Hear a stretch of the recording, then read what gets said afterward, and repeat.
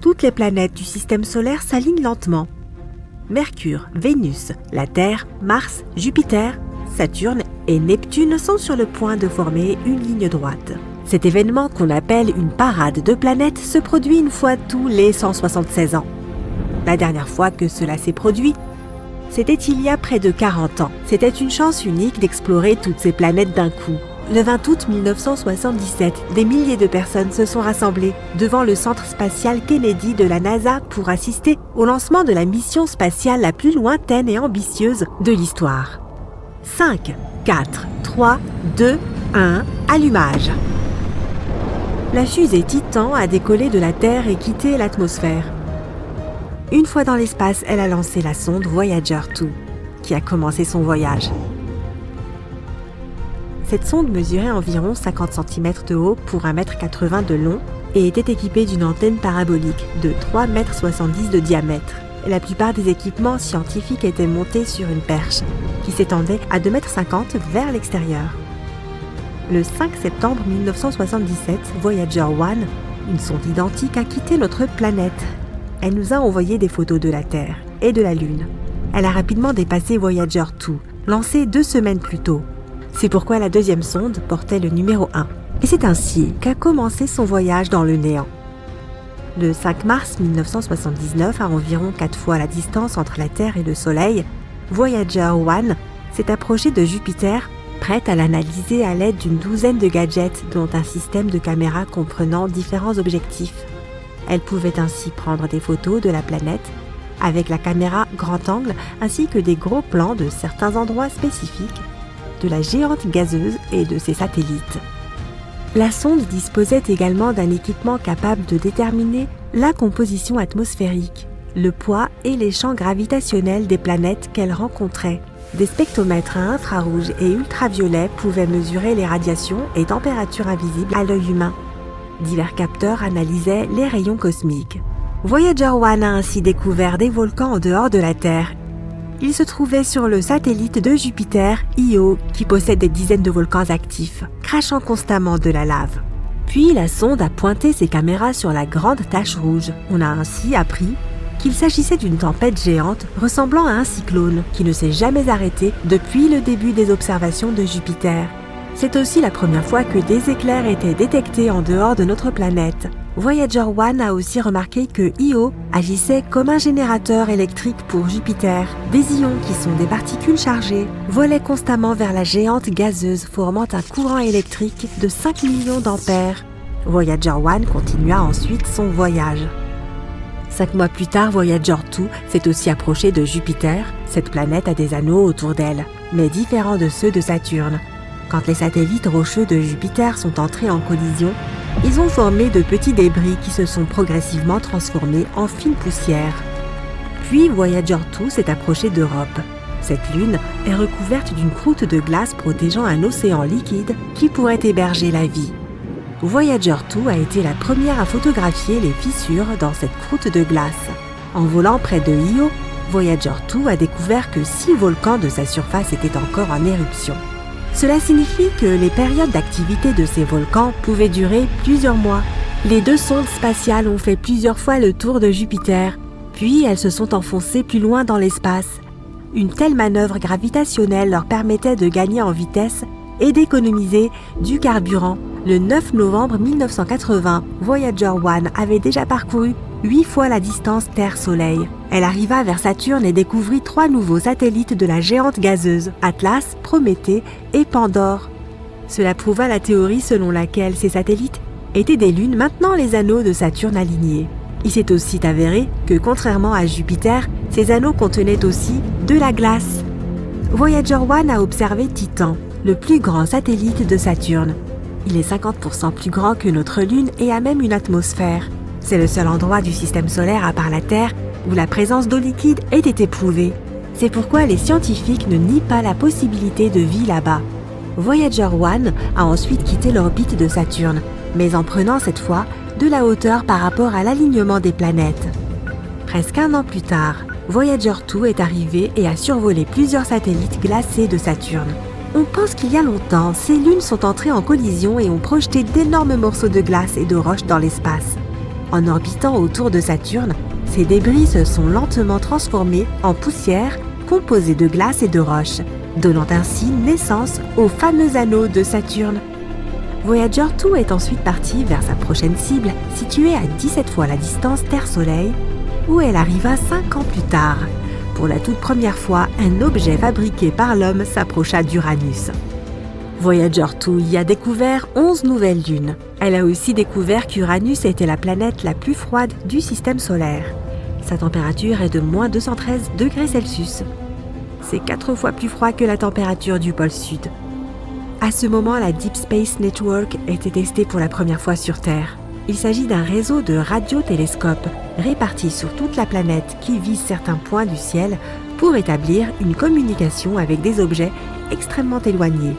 Ces télescopes ont reçu avec succès les signaux de Voyager 1 et Voyager 2. Le 25 août 1989, Voyager 2 avait déjà parcouru 23 fois la distance Terre-Soleil pour arriver à Neptune. C'était la première fois que l'on recevait des images de cette planète bleue d'aussi près. La sonde y a découvert 6 nouvelles lunes et a également pris les premières photos des anneaux de Neptune. Les ingénieurs ont ensuite coupé les caméras de la sonde afin d'économiser de l'énergie pour son ordinateur principal et les instruments mesurant les vents solaires et interstellaires. Voyager 2 a ensuite quitté Neptune pour se diriger vers l'espace lointain, là où elle n'avait plus besoin de caméras. Quelques mois plus tard, Voyager 1 a envoyé sa dernière photo à la Terre. C'est un portrait de famille de notre système solaire tout entier. Chaque point pâle montre une planète. On reconnaît à peine la Terre. Sa caméra a ensuite été coupée pour économiser de l'énergie. C'était le début de la mission interstellaire de Voyager 1. Pendant 15 ans, la sonde a volé aux confins du système solaire. Le 16 décembre 2004, elle a traversé le choc terminal. C'est là que le vent solaire ralentit soudainement et se réchauffe après être entré en collision avec le vent interstellaire. Voyager 1 a réussi à endurer cette épreuve et a poursuivi son aventure. En 2007, Voyager 2 a traversé la même frontière. À ce moment, ses capteurs ont enregistré une température d'environ 130 degrés. Mais la sonde a réussi à y résister et a poursuivi son voyage dans le cosmos. Les deux sondes se sont ensuite déplacées dans des directions différentes. Elles ont ainsi découvert que l'héliosphère, cette bulle de vent solaire, n'était pas parfaitement ronde mais ressemblait plutôt à un œuf. Le 25 août 2012, Voyager 1 est devenu le premier objet fabriqué par l'homme à entrer dans l'espace interstellaire. C'est aussi l'objet artificiel envoyé le plus loin de toute l'histoire de l'humanité. Le 5 novembre 2018, Voyager 2 a également quitté le système solaire, poursuivant également son voyage dans l'espace lointain. Les deux sondes voyagent maintenant depuis 44 ans. Voyager 1 a parcouru 153 fois la distance Terre-Soleil en filant à plus de 60 000 km/h. Dans environ 300 ans, les sondes atteindront le nuage de Oort. Il s'agit d'une région hypothétique entourant le système solaire où il n'y a que des astéroïdes et des blocs de glace. Les scientifiques pensent que les sondes pourraient atteindre les étoiles les plus proches dans les 40 000 prochaines années.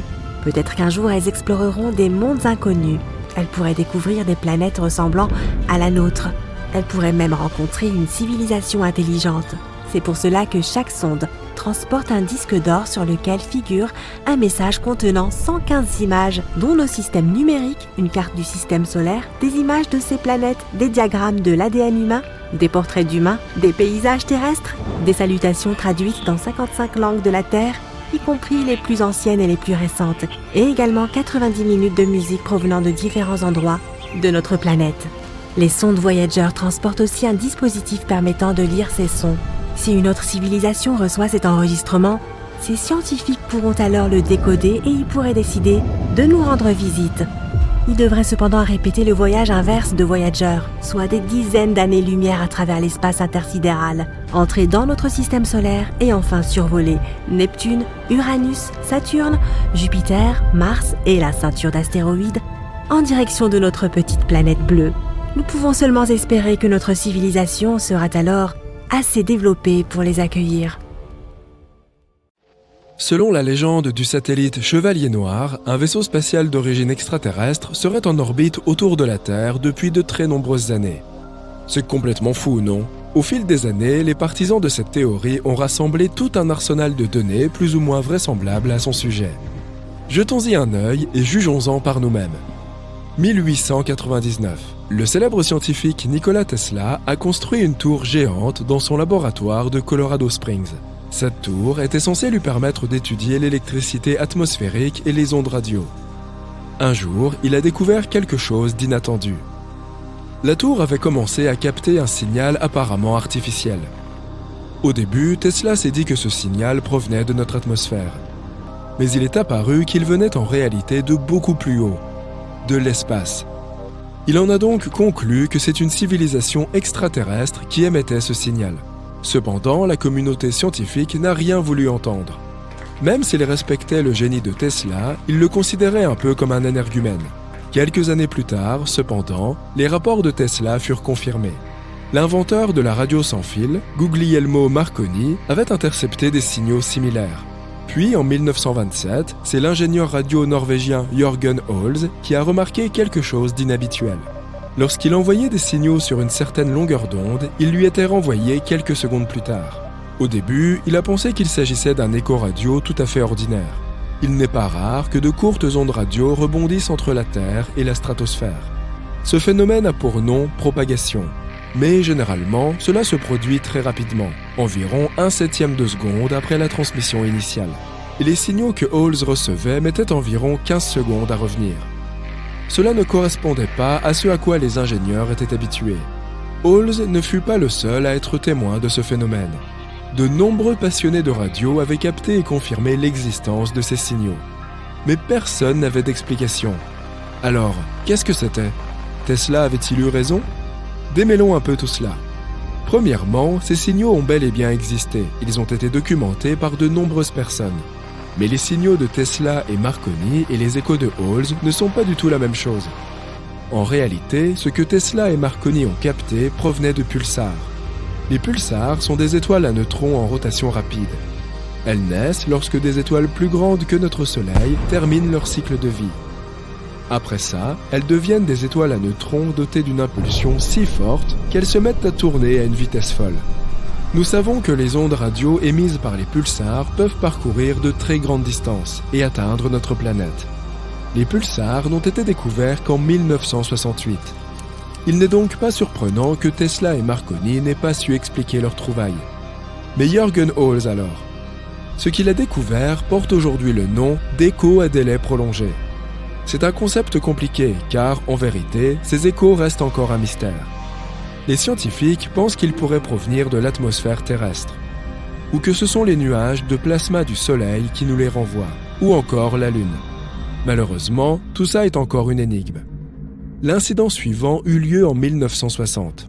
Le New York Times publia un article qui disait « Un satellite silencieux non identifié a été découvert autour de la Terre, sur une orbite quasi polaire par les stations de surveillance des États-Unis. » L'identité et l'origine du mystérieux satellite, qui a été surnommé le satellite noir, sont inconnues malgré près de 2 semaines de traçage.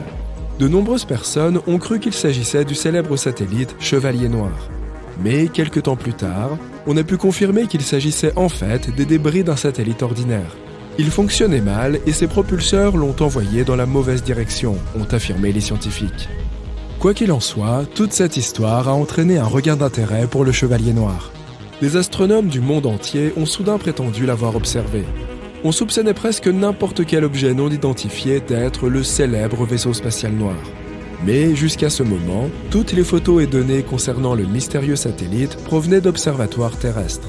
Pour prouver ou réfuter son existence, il nous fallait des témoins en orbite. Gordon Cooper était un pilote et l'un des premiers astronautes de l'histoire de l'humanité. En 1963, il participa à la plus longue mission spatiale américaine de l'époque, Mercury Atlas 9. Pendant ce vol, il découvrit un étrange objet vert, peut-être d'origine extraterrestre, juste devant son module. Il en parla tout de suite à son équipage au vol. NBC News en reprit l'information et essaya d'interviewer Cooper à son sujet. Mais étrangement, les comptes rendus de la NASA et Cooper lui-même ne semblaient plus accorder beaucoup d'importance à cette découverte, comme si rien n'était arrivé. Plus tard, la NASA publia son explication officielle. Il y a eu un dysfonctionnement électronique à bord de l'appareil. Il a entraîné une augmentation des niveaux de dioxyde de carbone et provoqué des hallucinations chez Cooper. Notre pilote confirma cette déclaration. Ce n'est peut-être qu'une coïncidence si, au moment de prendre sa retraite, il a commencé à s'intéresser aux civilisations extraterrestres. Et même si nous admettons que tout cela est vrai, qu'un mystérieux vaisseau spatial orbite autour de la Terre, que nous veut-il ? Pourquoi nous observerait-il ? En 1973, Duncan Alasdair Lunnan, un chercheur écossais, décida d'enquêter sur le sujet. Il rassembla toutes les données recueillies par les scientifiques norvégiens et les examina. Soudain, il remarqua des déviations pouvant éventuellement cacher un code. Il disposa les données sur un graphique, un axe représentait le délai entre les échos, et l'autre la position de l'écho dans la séquence. Et il découvrit un ensemble de points qui ressemblaient à une carte de l'espace, plus précisément à la carte de la constellation du Bouvier. Lunnan analysa les échos enregistrés par des astronomes français en 1929. Encore une fois, il trouva la même constellation. Mais l'une des étoiles se trouvait à un endroit légèrement différent. Lunnan pensa alors, et s'il s'agissait en fait d'une ancienne carte des étoiles ? Après avoir remonté le temps, Lunnan obtint enfin une image complète. Il découvrit que la constellation en question avait bien cette forme il y a 13 000 ans. Cela pouvait vouloir dire qu'il nous observait depuis des milliers d'années. En 1973, Lunnan donna une interview au magazine britannique Spaceflight. Il déclara avoir déchiffré le message radio caché dans les échos à délai prolongé. Le message disait « Commencez ici. Nous habitons Upsilon Bootis, qui est une étoile double. Nous vivons sur la 6e planète sur 7 en partant de notre Soleil, la plus grande étoile. Notre 6e planète a une lune. Notre 4e planète en a 3. Nos premières et 3e planètes en ont une chacune. Notre sonde se trouve au niveau d'Arcturus, connu dans nos cartes. Incroyable, non ? Mais même si ces transformations furent publiées dans le New York Times et dans Time Magazine, personne ne prit vraiment Lunnan au sérieux. Malheureusement, sa théorie n'était pas fondée sur des preuves. Plus tard, il se rétracta lui-même, disant qu'il avait fait des erreurs évidentes et que ses méthodes n'étaient pas scientifiques. Il avait simplement spéculé sur la signification de ces signaux. Et enfin, la dernière partie de notre histoire, cette photo. Le 4 décembre 1998, la navette spatiale Endeavour entreprit sa mission STS-88. C'était la première mission vers la Station spatiale internationale. Le 11 décembre suivant, la NASA prit et publia une série d'images où l'on pouvait clairement voir un objet inhabituel dans l'orbite de la Terre. Ces photos ont immédiatement fait le tour des médias. Tout le monde pensa qu'il s'agissait du satellite Chevalier Noir dont on parlait depuis des années. L'avait-on enfin trouvé, après 100 ans de spéculation ?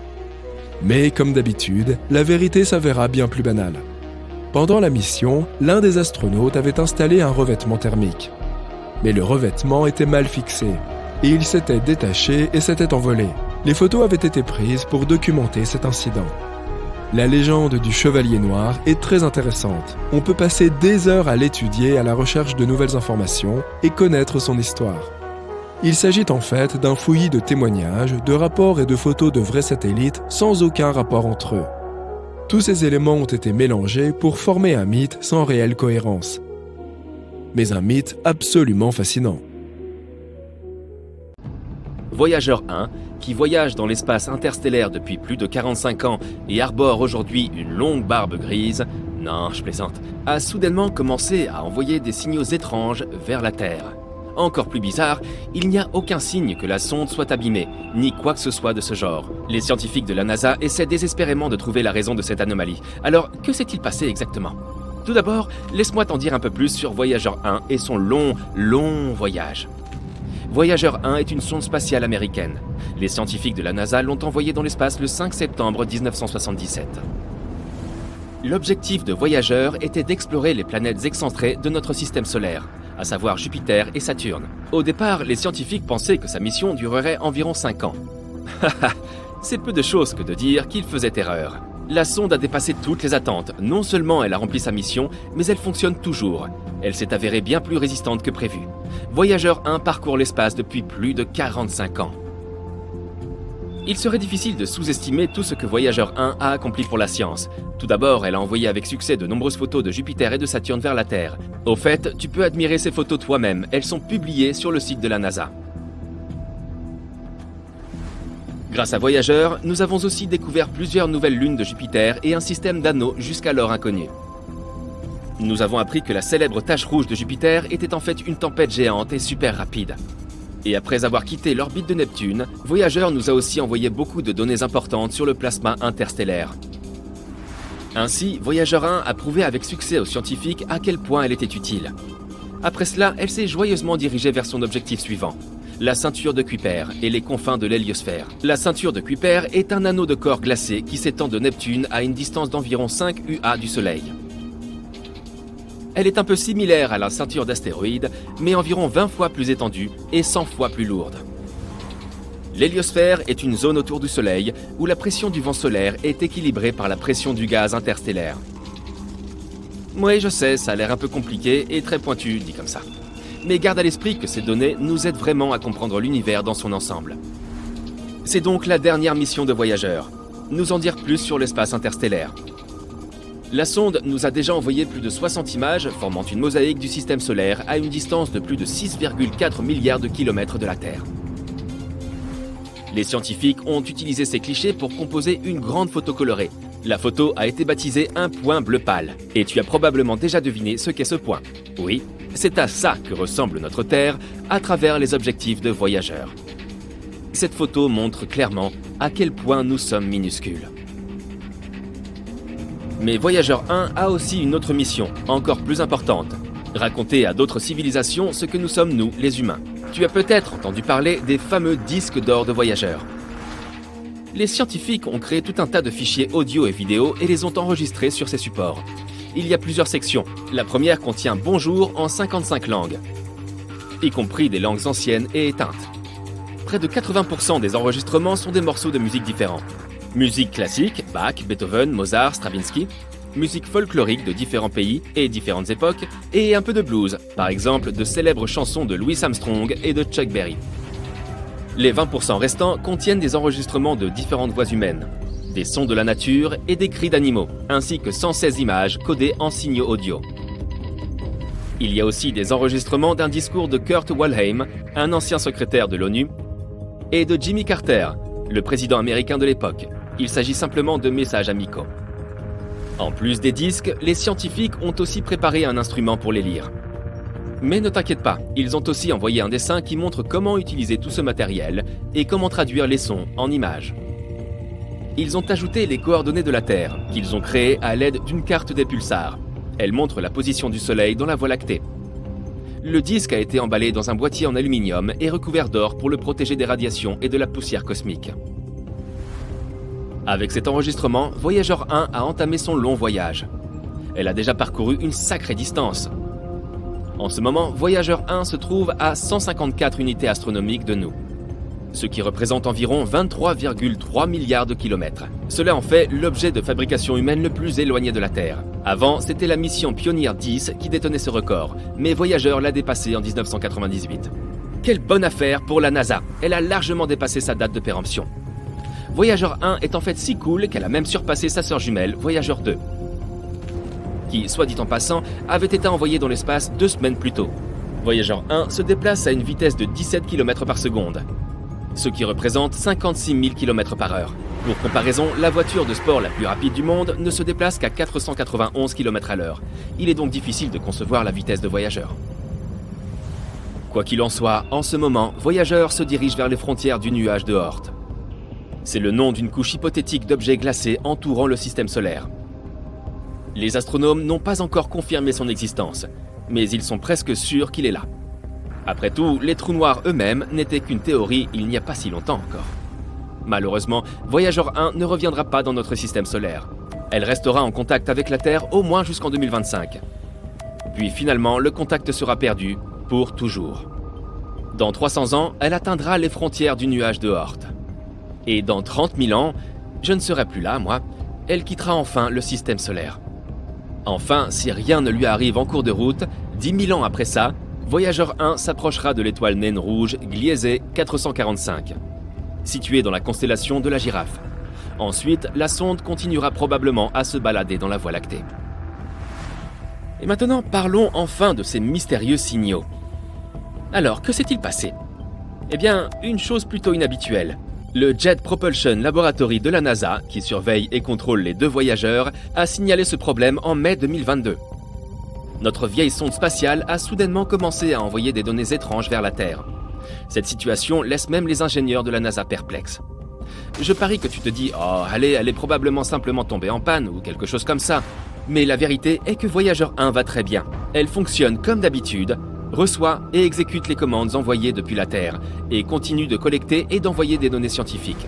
Mais les relevés de l'AACS, qui signifie sous-système de contrôle d'attitude et d'articulation, ne nous montrent plus dans quel état se trouve réellement Voyager. Ce système assure l'orientation de la sonde dans l'espace et l'aide à rester en contact avec la Terre. Donc en gros, ces signaux signifient que l'orientation de la sonde dans l'espace est perturbée. Mais les scientifiques affirment que ce n'est pas le cas. Ils savent que la source du signal, l'antenne, se trouve dans la même position par rapport à la Terre que prévu. Le problème n'a déclenché aucun des systèmes de protection contre les défaillances. La sonde n'est même pas passée en mode sans échec. Alors, qu'est-ce qui se passe au juste dans l'univers ? Suzanne Dodd, la responsable du projet, affirme que le problème n'est en fait pas si inattendu. Après tout, Voyager 1 a déjà 45 ans. L'experte admet que ce qui arrive à la sonde reste un mystère pour eux. Ils ne savent pas exactement d'où proviennent ces données incorrectes. Et la façon dont cela affectera le fonctionnement de Voyager n'est pas très claire. Elle ajoute cependant que ce n'est pas si surprenant que cela, étant donné que la sonde se trouve dans l'espace interstellaire. Le niveau de radiation y est très élevé. Aucun vaisseau spatial n'a jamais atteint ce point auparavant. Les scientifiques de la NASA disent qu'ils vont continuer à surveiller de près les données provenant de Voyager 1, jusqu'à ce qu'ils trouvent le problème. S'ils le trouvent, l'équipe directrice essaiera de le résoudre. Sinon, ils devront s'adapter à ces nouvelles conditions. Mais il se peut que la seule compréhension du problème ne suffise pas vraiment. Il faut pas moins de 20h33 pour recevoir un signal de Voyager. Et il faut le même temps pour y répondre. Au moins, la deuxième sonde, Voyager 2, va très bien. Même si elle se trouve aussi actuellement dans l'espace interstellaire à une distance de 19,3 milliards de kilomètres de la Terre. Quoi qu'il en soit, nous ne pouvons qu'attendre des nouvelles et espérer que le problème sera résolu. En fait, je me demande combien de temps Voyager 1 va encore durer. Sera-t-elle capable de voler jusqu'aux frontières du nuage de Oort dans 300 ans ? Et toi, qu'en penses-tu ? Donne-moi ton avis dans les commentaires.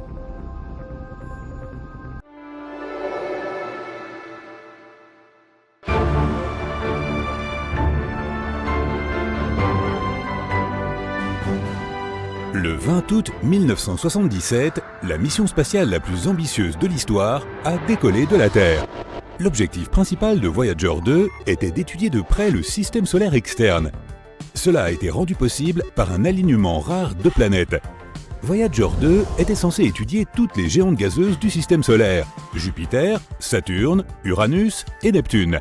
Les astronomes espéraient aussi qu'elle serait capable de trouver et d'explorer le bord du système solaire. Comme Voyager 2 a été construite pour les voyages interstellaires, la sonde a été équipée d'une grande antenne de 4 mètres de large, permettant à la sonde d'envoyer vers la Terre les données qu'elle recueillait. Pendant son voyage, la sonde spatiale a découvert une 14e lune de Jupiter. Voyager 2 est le seul vaisseau spatial à avoir étudié les 4 planètes géantes de près. C'est aussi le premier objet fabriqué par l'homme à être passé devant Uranus, où il a découvert 2 nouveaux anneaux et 10 nouvelles lunes. Voyager 2 a aussi survolé Neptune et a détecté sa grande tache noire.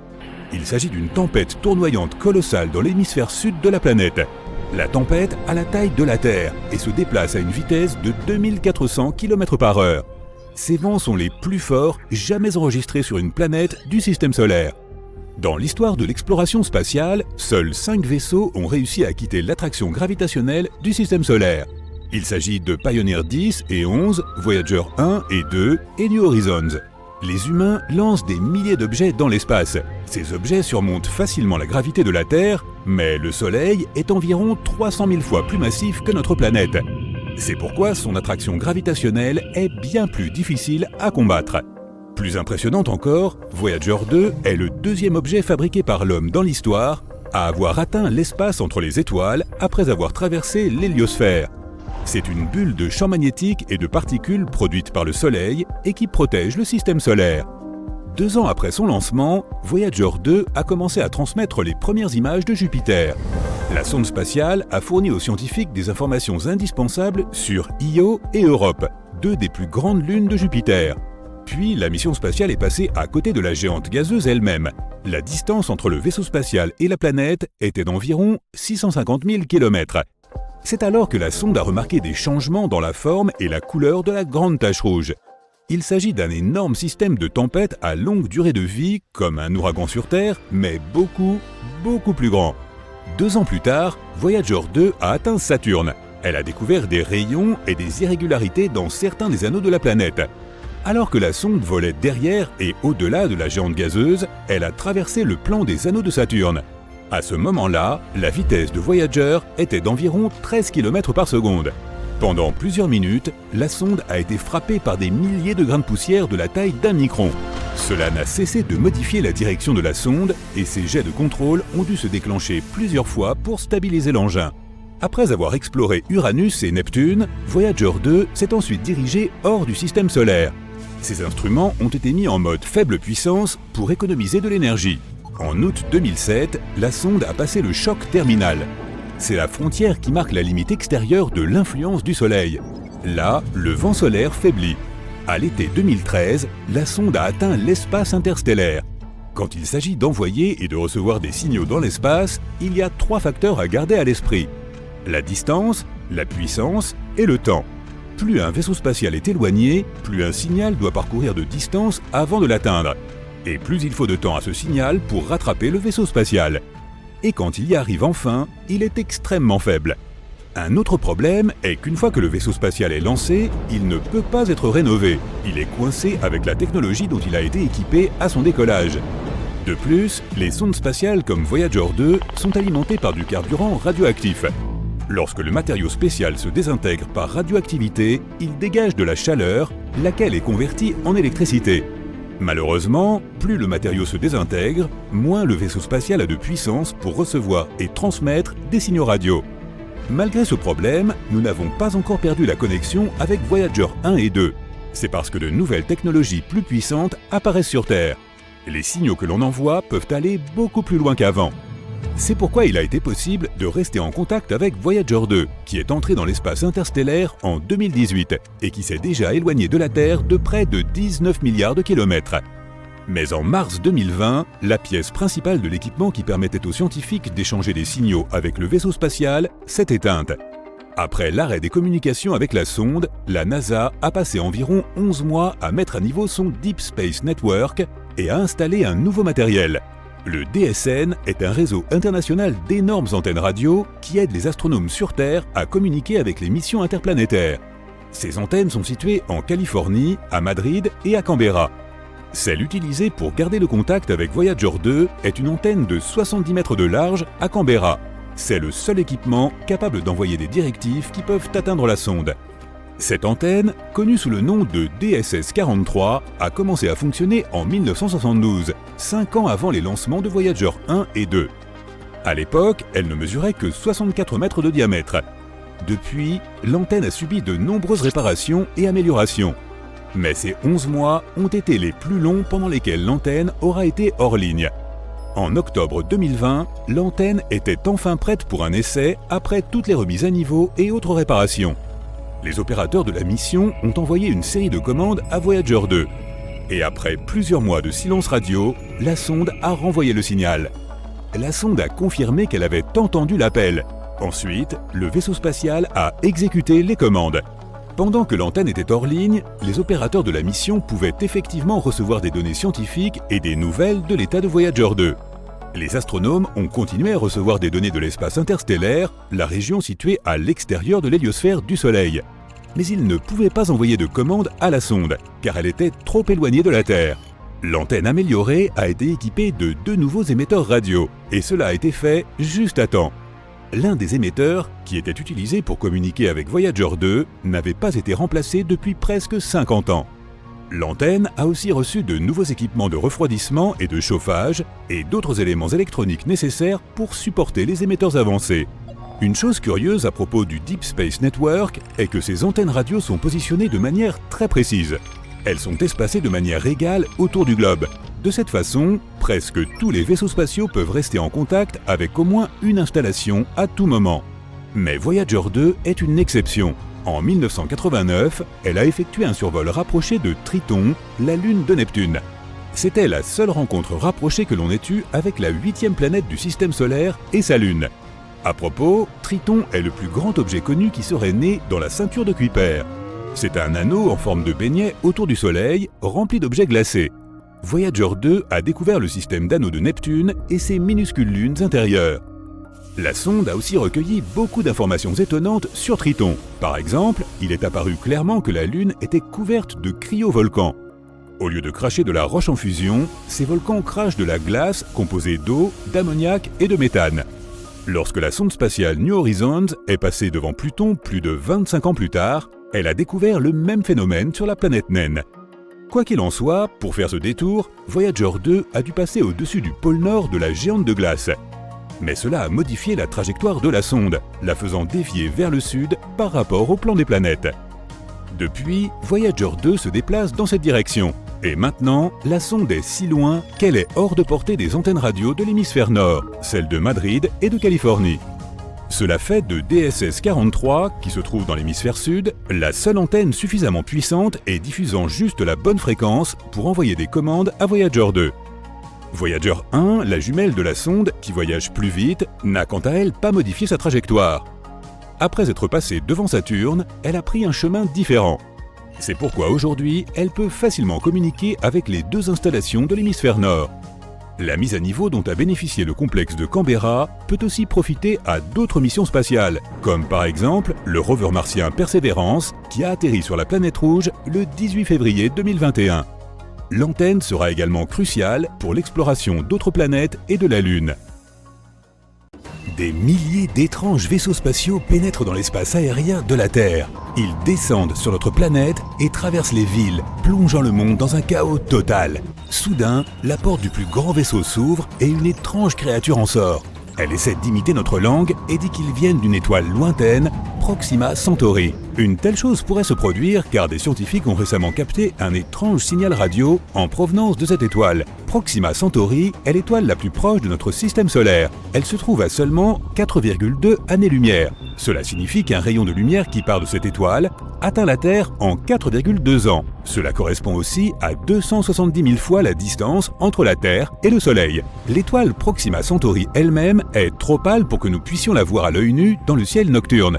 Mais son système cache un petit secret. Envolons-nous vers elle et regardons tout ça de plus près. Voici donc cette naine rouge. Elle est 7 fois plus petite que notre Soleil et 8 fois plus légère. Proxima Centauri est 1,5 fois plus grande que Jupiter et presque 150 fois plus lourde. Mais ce que nous cherchons est un peu plus loin. C'est Proxima Centauri b, une planète semblable à la Terre. Elle n'est que 10% plus grande que la Terre et se trouve dans la zone habitable de l'étoile. C'est la distance parfaite, ni trop loin, ni trop près. La température n'y est donc ni trop élevée, ni trop basse. L'eau, si elle existe sur cette planète, peut être à l'état liquide. Et il se peut donc que la vie y soit apparue et y ait évolué. Elle est peut-être même assez développée pour nous avoir envoyé le signal que nous avons reçu. Un signal radio, ce sont essentiellement des ondes. Elles ont une certaine fréquence et une certaine longueur. Et on peut toujours distinguer un signal artificiel d'un signal généré naturellement. Le signal que nous avons capté de Proxima Centauri b avait une fréquence de 982 MHz. La radio ordinaire que nous écoutons dans notre cuisine ou dans notre voiture capte des signaux d'environ 100 MHz. C'est pourquoi les scientifiques ont conclu que ce signal avait été créé artificiellement. De tels signaux pourraient être un moyen de communication entre les mondes développés. Et s'il s'agit vraiment d'un message d'une civilisation extraterrestre, nous devrions être capables de le décoder. Pour cela, toute civilisation doit utiliser la méthode de cryptage la plus simple. Par exemple, la Terre a déjà envoyé un signal radio dans l'espace. Il s'agissait du message d'Arecibo. Ce message est composé de 1779 bits. C'est un rectangle de 23 carrés sur 73 qui contient des informations sur notre civilisation chiffrées à l'aide d'un code binaire. En haut du rectangle, il y a le système de numération que nous utilisons. Ils sont inscrits en blanc. Cette chose violette est la clé pour lire la partie suivante du message. Les numéros atomiques des éléments comme l'hydrogène, le carbone, l'azote, l'oxygène et le phosphore sont codés dans cette clé. Ce sont les éléments clés qui peuvent donner naissance à la vie. Si ceux qui reçoivent ce signal peuvent donner un sens au numéro et à la clé, ils peuvent lire la partie suivante du message. Ces choses vertes sont les éléments constitutifs de notre chaîne d'ADN. Et tout en bas, voici la chaîne d'ADN elle-même. Le rectangle blanc indique le nombre de paires de ces blocs de construction. et les hélices bleues montrent la forme d'une chaîne d'ADN. Ensuite, nous voyons la silhouette humaine elle-même. L'objet blanc et bleu à sa gauche est un nombre codé indiquant notre taille moyenne. L'humain est dessiné ici au-dessous de la chaîne d'ADN pour que la civilisation extraterrestre puisse comprendre à quoi nous ressemblons. Et le rectangle blanc à droite du dessin de l'humain indique la population de la Terre au moment du message. Elle était de 4,2 milliards en 1974, soit presque la moitié de la population actuelle. La partie suivante est un dessin de notre système solaire. Le grand carré jaune est le Soleil. Viennent ensuite toutes les planètes de notre système, y compris Pluton. À l'époque, elle était considérée comme une planète. La Terre est un peu décalée vers le haut pour que la civilisation extraterrestre puisse comprendre d'où vient ce message. Et le dernier dessin représente l'observatoire d'où ce message a été envoyé. Ce signal est maintenant en route vers l'amas d'étoiles M13 à 25 000 années-lumière de la Terre. Il n'arrivera donc pas avant 25 000 ans. Et il nous faudra 25 000 ans de plus avant d'obtenir une réponse, s'il y a vraiment quelqu'un de l'autre côté qui peut recevoir le signal. Si le signal de Proxima Centauri est lui aussi un message, nous aurons besoin de temps pour le décoder. Alors, allumons notre machine à calculer super puissante et attendons le résultat. Mais ce n'est pas le premier signal mystérieux que nous captons sur Terre. Des scientifiques ont enregistré un signal inhabituel appelé WOW en 1977. Ils ont supposé qu'il provenait de la constellation du Sagittaire. Le télescope a capté ce signal pendant une durée impressionnante de 72 secondes. Plus tard, l'un des scientifiques a conclu que le signal était artificiel. Il a écrit « Wow » sur la page d'impression, tout simplement sa réaction. Les observations et études suivantes ne nous ont pas permis de capter à nouveau ce signal. Selon certaines théories, il provenait d'un vaisseau spatial qui passait par là. Et comme il était reparti, nous ne pouvions plus détecter son signal. Mais le plus probable est qu'il ait été créé sur Terre. Dirigé vers le haut, il se serait réfléchi sur un objet à haute altitude, par exemple sur un avion, un satellite, ou sur des débris spatiaux en orbite autour de notre planète. Ensuite, il aurait été capté par le télescope.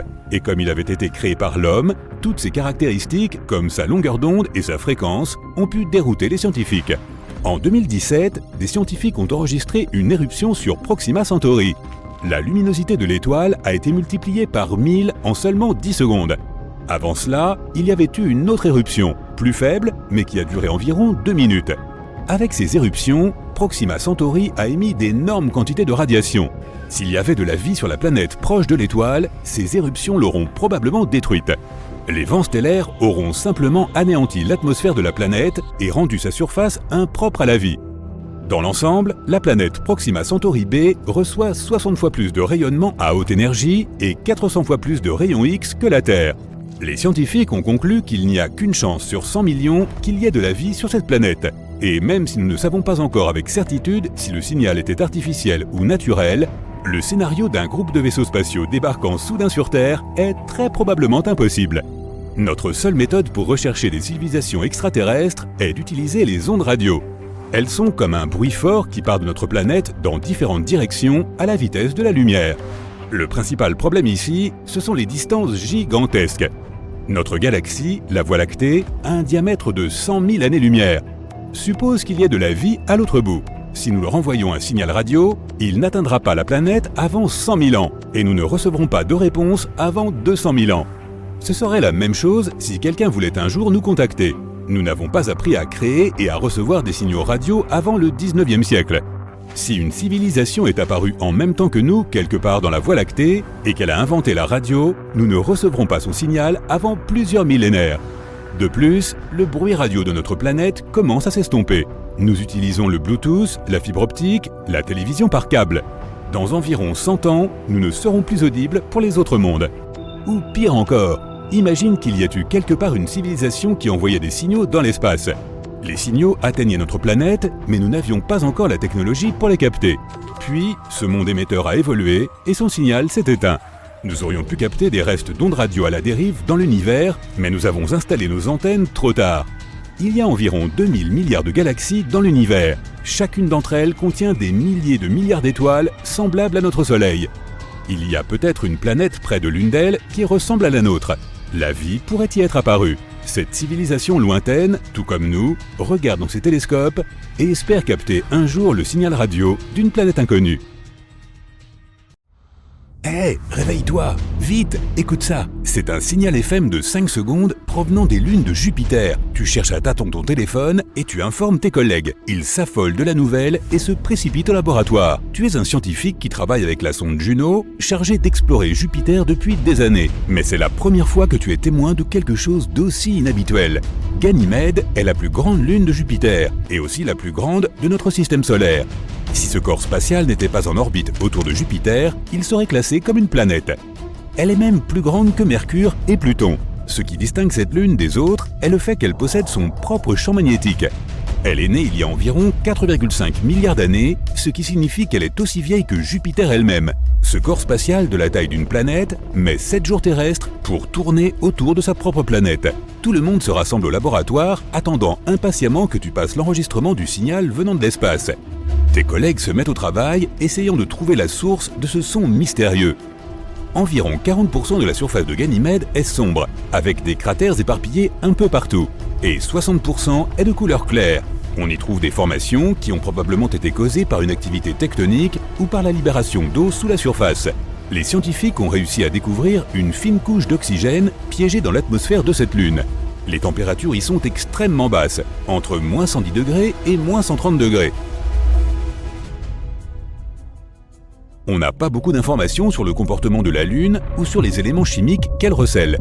Certains de tes collègues essaient de recréer les mêmes conditions que celles qui existaient lorsque le son a été transmis.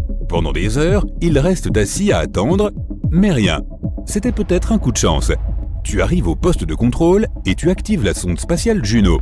Les objectifs principaux de cette mission sont d'observer la gravité de Jupiter, les champs magnétiques, l'atmosphère et l'évolution de la planète. D'ailleurs, nous avons aussi des preuves que la plus grande lune de Jupiter évolue. Comme elle est entourée d'un champ magnétique, des aurores boréales y apparaissent en permanence. Ce sont des gaz incandescents qui encerclent les pôles nord et sud de la Lune. Si la vie existait dans un tel endroit, elle se développerait probablement au fond de l'océan très salé de Ganymède. Pendant longtemps, les scientifiques ont pensé que le Soleil était un élément crucial pour créer la vie. Mais aujourd'hui, nous savons que certains organismes vivent au fond des océans. Ceux-ci se débrouillent très bien sans lumière du soleil. Les océans de notre planète regorgent de créatures parmi les plus bizarres, de toutes formes et de toutes tailles. Les lices de mer vivent à quelques 3000 mètres sous l'eau. Ils ont reçu ce nom parce qu'ils ressemblent à des fleurs.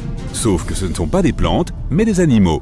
Ne te laisse pas tromper par leurs tiges et leurs feuilles. Ce sont des parties de leur corps équipées de terminaisons nerveuses afin de détecter la nourriture autour d'eux. Les requins lutins font probablement partie des requins les plus étranges vivant au fond de l'océan. Ils peuvent atteindre 3,50 m de long et ont un museau très inhabituel. Maintenant, regarde la baudroie. Elle a une boule bioluminescente sur la tête pour attirer ses proies et se diriger dans les sombres fonds marins. C'est une lampe de poche naturelle qui n'a jamais besoin de nouvelles piles. Mais seules les femelles en sont dotées.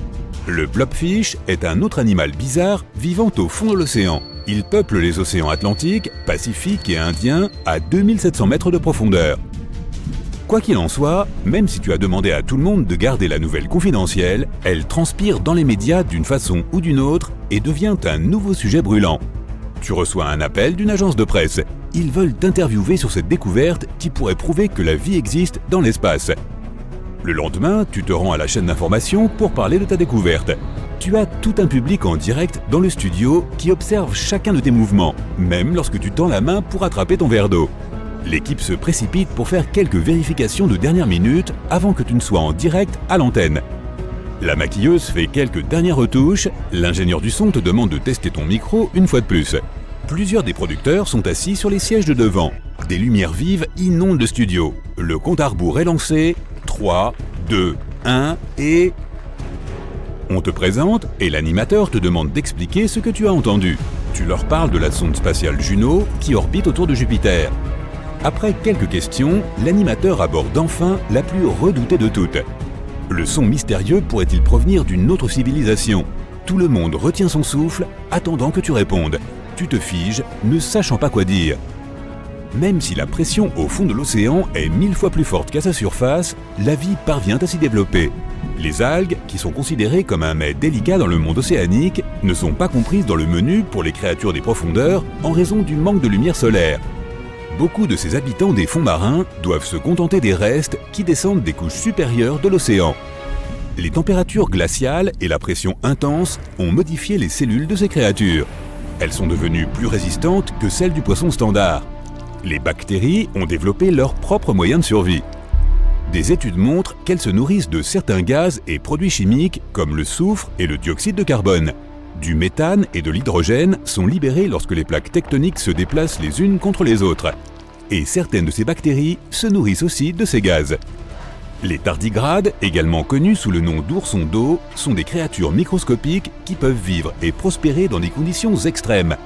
On peut en trouver dans les volcans, les glaciers et même dans le vide de l'espace. Ce qui signifie que certaines formes de vie pourraient bien exister sur Ganymède. Tu expliques cela à ton public. Puis, tu mentionnes que tu n'as pas assez d'informations pour déterminer si c'est une autre civilisation ou un phénomène naturel qui a produit ce son. Cela ne veut pas dire que le fond des océans glacés de Ganymède ne regorge pas de ses propres créatures bizarres et étranges. On y trouve peut-être des bêtes légendaires comme le kraken ou le léviathan. Ou des poissons luisants bizarres avec 2 têtes, des tentacules et une grande nageoire. Ou des crabes géants. Les bactéries qui s'y trouvent pourraient être aussi variées que les nôtres. Les plantes, si elles existent, doivent être assez fortes pour survivre aux températures négatives. Les animaux pourraient être aussi grands que nos baleines bleues ou aussi petits que le plancton. Après l'interview, tu retournes au laboratoire pour examiner les enregistrements une fois de plus. En rentrant chez toi, tu vois des affiches de toi avec des titres comme « Ne sommes-nous pas seuls ?» Tu es devenu une célébrité. De nombreux passants prennent des photos de toi, plusieurs agences t'ont contacté pour d'autres interviews. Certains magazines scientifiques veulent même te mettre en couverture en tant que personnalité de l'année. Chaque fois que tu vas au travail, tu attends que le son se produise à nouveau, mais rien. Tu envoies un signal depuis la sonde Juno pour essayer d'établir une sorte de contact avec ce qui a produit le son. Rien. Cette nuit-là, tu t'endors une fois de plus sur ton bureau. Une idée fulgurante te réveille au milieu de la nuit. Il y a peut-être quelque chose qui t'a échappé. Tu refais tes calculs et tu réalises que la réponse était sous tes yeux depuis le début. Ce n'est pas une autre civilisation qui a produit ce son, mais des électrons. Chaque planète produit son propre son. Il est créé lorsque les particules chargées du vent solaire et de la magnétosphère de la planète interagissent les unes avec les autres. C'est ce qui s'est passé sur Ganymède. Les électrons de son champ magnétique, où la sonde spatiale a capté le signal, agissaient de façon plus étrange que d'habitude. Et cela a amplifié certaines fréquences irrégulières. Tu es très embarrassé et tu passes le reste de la nuit à passer des appels et à annoncer la nouvelle à ton équipe. L'agence qui t'a interviewé publie une déclaration. Ils expliquent qu'en réalité, aucune civilisation extraterrestre n'est en train d'essayer de nous contacter. Tu t'assieds à ton bureau en attendant que le prochain événement important se produise. Europa est une autre des lunes de Jupiter qui pourrait abriter la vie. Elle est composée d'un noyau de fer, d'un manteau et d'un océan salé qui fait 2 fois le volume de tous les océans de la Terre. Et tout comme Ganymède, l'océan se trouve sous une couche d'eau glacée. Les scientifiques affirment qu'il pourrait même y avoir des volcans actifs et que des bactéries résistantes pourraient y vivre. Avec suffisamment d'eau, certains composés chimiques et une source d'énergie, Europa pourrait abriter la vie. Mais il est peu probable que nous y trouvions autre chose que de minuscules microbes.